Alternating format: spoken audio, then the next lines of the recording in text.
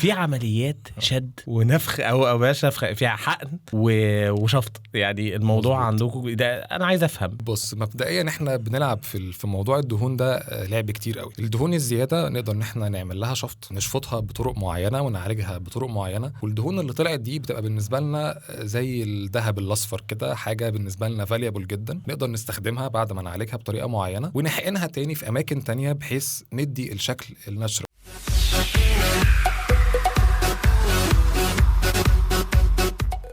دكتور محمد بسيوني، اهلا بيك في حلقه جديده من بودكاست في العياده. اهلا بيك.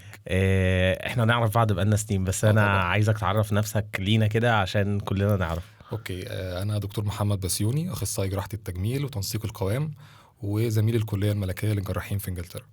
اهلا بيك. انت دكتور تجميل، الناس اللي بتنفخ وبتشد وسيليكون الناس اللي بتخش النار، صح؟ حاجات تطلع حاجات تنزل. باشا الناس بقت في الشارع شبه بعض. للاسف دي مشكله والله.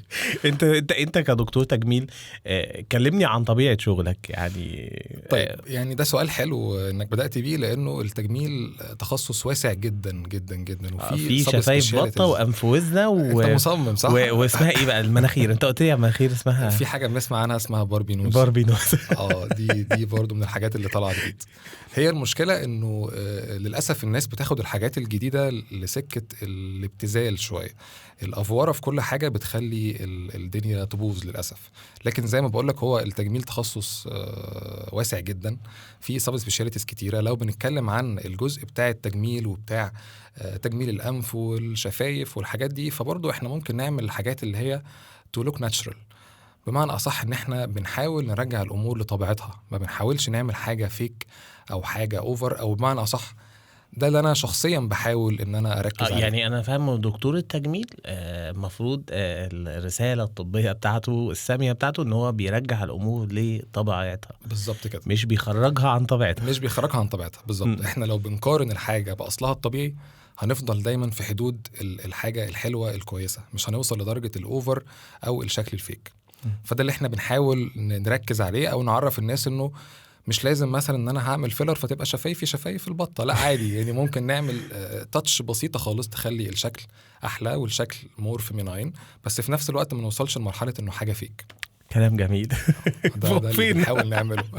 طب قولي، في عمليات شد ونفخ او باش نفخ فيها حقن، تمام، وشفط، يعني الموضوع عندكم ده انا عايز افهم عشان الناس تفهم.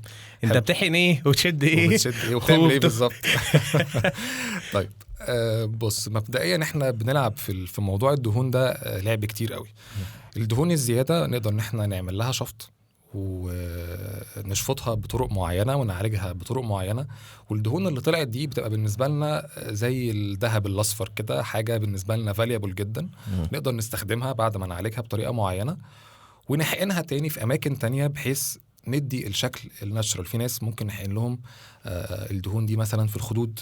على فكرة من مراحل التقدم في العمر الوش بتاعنا فيه طبقة الدهون دي لما بتروح ده اللي بيدي الايدجنج بتاع التجاعيد او الحقب والكلام ده كبر كله. السن ده اللي بيبين الشخص ده شكله كبير في السن. يعني افهم من كده ان الدهون اللي انت بتحقنها او اللي بتتشفط من جسمي وتتحقن لي تاني هي حاجة يعني مور هيلثي عن ان انت تلجأ للبوتوكس والفيلرز والحاجات الكيميكالز اللي ممكن تعمل نفس المفعول اللي حضرتك كان فيه. طبعا البوتوكس قصة لوحدها، خليها على جنب عشان نبقى بنقول كلام طبي مظبوط. لكن بالنسبة للفيلر مثلا، احنا ممكن ده الترند الجديد ان احنا بنستعيد عنه بحقن الدهون الذاتية. فالدهون دي فيها ميزة رهيبة جدا، ان هي نفس التكوين بتاع الجسم، فانا باخد حاجة من الجسم برجعها له تاني من غير ما احتاج اي مواد كيميكالز، وبعيد بناء المناطق اللي انا عايزها بشكل طبيعي تماما، فده بيدي احسن شكل واحسن نتيجة. طب بتلجأ لعمليات الشد امتى؟ حلو، ده سؤال حلو. الشد ده ليه سيناريوهات كتير قوي، اهمها الناس اللي خست جامد بعد عمليات بقى التكميم او الدايت القاسي، او مثلا لو عندنا فيميل بعد موضوع الحمل والولادة ولدت اكتر من مرة، ففي ترهل في السكن. طالما انا عندي الجلد فيه ترهل شديد، ساعتها انا محتاج ان انا اعمل شد، مش مجرد ان انا هعمل شفط دهون. اذن الشد علشان اشيل الجلد الزايد ده ممكن يتعمل في مناطق كتير جدا. ممكن يتعمل في البطن، ده اكتر حاجه كومون بتتعمل. ممكن يتعمل في الدراعات، ممكن يتعمل في الافخاذ، ايفن ممكن نعمل شد للوش لو حد عنده تقدم في السن والوش مترهل تماما. ساعتها انا ممكن اعمل شد للوش بحيث ارجع له الشكل الناتشرال بتاعه. طب احنا كده اتكلمنا على 3 عمليات، بس انا عايز اسال سؤال تحديدا على عمليات الشفط. في ناس كتيرة بتلجأ لعمليات الشفط دي كوسيلة تخسيس. انت شايف كطبيب تجميل وتخصصك عملية شفط الدهون عملية او وسيلة لنزول الوزن ولا لا؟ اوكي، كويس انك سألتني السؤال ده لان ده سؤال متكرر جدا. معظم الناس فاهمة انه شفط الدهون ده عملية تخسيس. لا يا جماعة، هي مش عملية تخسيس خالص. هي دهون يبقى تخسيس؟ لا، هي الدهون يبقى احنا بنعمل تنسيق قوام، فاهمني؟ لكن انا ليا ليميت في شفط الدهون، انا ليا لترات معينه من الدهون مسموح لي ان انا اشفطها. اكتر من كده ابقى انا دخلت في قصه الريسك وانه يبقى خطر على العيان، وده اللي انا بالنسبه لي مش مقبول اطلاقا، ان يبقى حد داخل يعمل عمليه تجميل ويتعرض او يعرض نفسه الريسك. فعمليه شفط الدهون هي مجرد تنسيق قوام. بمعنى ايه؟ اللي عايز يخس عنده وسائل كتير قوي، عنده دايت ممكن يلتزم بيه، عنده رياضه، عنده سليف، عنده يعني اوبشنز كتير جدا متاحة قدامه. بعد ما الوزن بيثبت، لو فاضل منطقة الدهون فيها عنيدة مش راضية انها تنزل، ساعتها انا ممكن اتدخل. او سيناريو تاني، حد جسمه اصلا كويس، نسبة الدهون اللي فيه مش كتيرة، ولكن محتاج ان انا اعمل له شفط دهون علشان ارسم الكيرفات بتاعته. طبعا احنا هنا بنتكلم عن الفيميلز بشكل اساسي، يعني ممكن يبقى فيه بنوتة شكل جسمها شبه الميلز اكتر، فانا ساعتها محتاج ان انا اتدخل بحيث اشفط الدهون من مناطق معينة بحيث تدي الناتشرال كيرفز بتاعه الجسم اللي ترجع لها الشكل الطبيعي بتاعها تاني. هسألك سؤال، بس السؤال ده تركز فيه قوي وانت بتجاوبه بص لي كويس كده عشان تعرف تجاوب. انت عايز ايه بالظبط؟ انا عايز اعرف انت شايف مناخيري محتاج عملية تجميل ولا لا؟ اوكي طيب خلينا نسأل السؤال بطريقة تانية. انت شايف اصلا ايه؟ انت شايف ان هي فيها اي ديفو؟ لا انا زي الفل، انا جميل. ذاتس ات، يبقى ممتاز، يبقى انت مش محتاج عمليه تجميل. امال امتى بنعمل عمليات تجميل الانف؟ فانا لما يجي لي حد في العياده بيسال هو محتاج عمليه تجميل انف ولا لا، لازم اقعد اتكلم معاه فتره اشوف هو اصلا راضي عن شكل انفه ولا لا. لو هو راضي عن شكل انفه يبقى هو اطلاقا مش محتاج عمليه تجميل. المشكله بتكون موجوده لما هو يقول لي انا عندي 1 2 3 مضايقني، ساعتها انا اقول له احنا محتاجين نتدخل بالطريقه الفلانيه، نعدل النقط الفلانيه. لكن لازم يكون هو مقتنع تماما ان في مشكله محتاجه تتظبط، لان الموضوع ده حساس جدا. لازم يكون هو باني صوره عن نفسه وعن المشكله اللي عنده، وقابل التغيير اللي هو هيعمله او اللي هو مقبل عليه. يعني افهم من كده ان انا مخيش زي الفل؟ لا انت زي الفل، انت جميل. طب قول لي حاله عدت عليك سواء عمليه او عياده او ايا كان، بس الحاله دي انت عمرك ما هتنساها.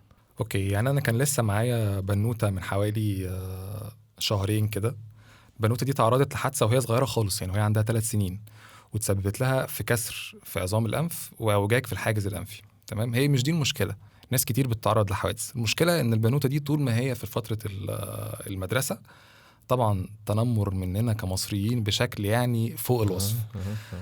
جات لي وهي 17 سنه. طبعا انت عارف احنا كمصريين ما بنتوصاش في موضوع التنمر ده، اتاخرنا قوي قوي قوي قوي على ما جينا. بس نمو الانف بيكتمل عند 18 سنه. هي جات لي وهي 17 سنه، فانا ما اقدرش اعمل لها العمليه لحد ما تتم 18 سنه. عايز اقول لك ان هي فضلت صابره وفضلت بتيجي العياده التابع لحد ما تمينا 18 سنه، وبعدين عملنا العمليه.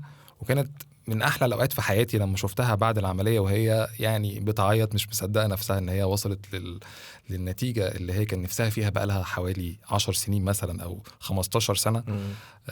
وخلصت ازمه نفسيه اصلا بسبب معاها السنين دي كلها. بالذات موضوع الانف ده بيبقى عامل حاجز نفسي رهيب، حاجه في يعني في وشك كل ما الناس تشوفها تعمل كومنت عليها يعني. فطبعا كانت يعني بيشنت انا عمري ما هنساها، وهي صديقتي دلوقتي واختي الصغيره يعني. انا انبسطت جدا بالحلقه دي، يعني أكتر. فيها معلومات قيمه، فيها ضحك كتير. بس قبل ما اختم انا عايز اعمل معاك ديل كويس. انا عايزك توجه رساله تمام لاي حد مش عاجبه شكله، عايز يعمل عمليه تجميل، متضايق من شيء ما، انت نصيحتك ايه؟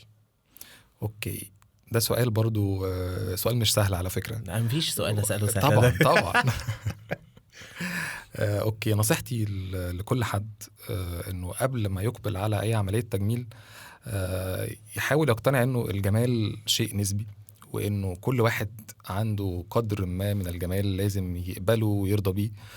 ويبقى التوجه لعمليات التجميل مش على كل حاجة كبيرة أو صغيرة، في حاجات كتير ما تستدعيش تدخل جراحة تجميل، ويبقى تدخل على قد اللي احنا محتاجين نغيره بس، لأن احنا الأساس بتاعنا حلو والأساس بتاعنا جميل، مش كل حاجة محتاجة عملية تجميل. والله انت اللي جميل. انت اللي جميل والله. انا شخصيا انبسطت بالحلقه دي، واتمنى ان انتم تكونوا انبسطوا بيها، وعايزين نشوفكم ان شاء الله في حلقه جديده من بودكاست في العياده. تابعونا.